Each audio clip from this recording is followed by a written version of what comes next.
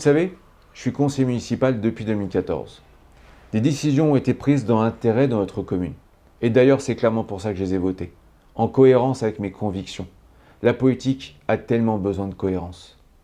D'autres étaient bonnes sur le papier, mais se sont avérées au quotidien dangereuses pour notre commune.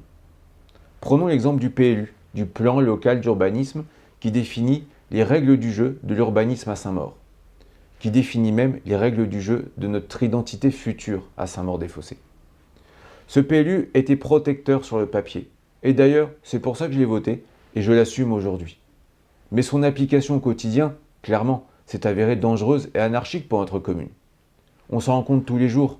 Quand vous sortez de chez vous, un immeuble se construit à la place d'une petite maison qui avait du charme et qui définissait l'identité de notre commune, cette identité de village que tout le monde nous envie. Aujourd'hui, c'est plusieurs immeubles qui se construisent en même temps dans Saint-Maur et dans tout Saint-Maur. Plus de 50 permis de construire sont signés aujourd'hui par le maire Santon.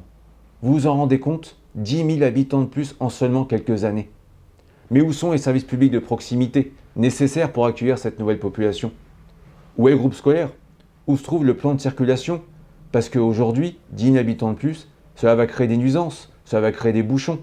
Si nous ne réfléchissons pas à comment ces personnes vont se déplacer à Saint-Maur-des-Fossés. Regardez l'état de notre voirie, il y a des trous partout. 10 000 habitants de plus aujourd'hui, imaginez dans quelques années ce que ça va être. Qu'a fait le maire sortant aujourd'hui pour réparer cette voirie, pour réfléchir à la circulation, pour réfléchir à notre quotidien?